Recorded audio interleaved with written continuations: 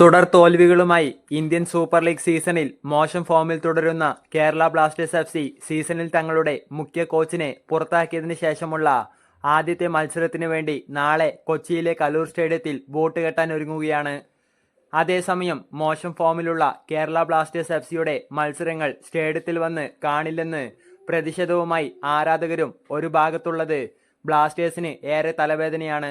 നാളെ നടക്കുന്ന മത്സരത്തിന് മുൻപായി പ്രസ് കോൺഫറൻസിൽ സംസാരിച്ച നായകൻ അഡ്രിയാൻ ലൂണ ആരാധകരോട് സ്റ്റേഡിയത്തിൽ വന്ന് കളി കാണാൻ അഭ്യർത്ഥിച്ചു.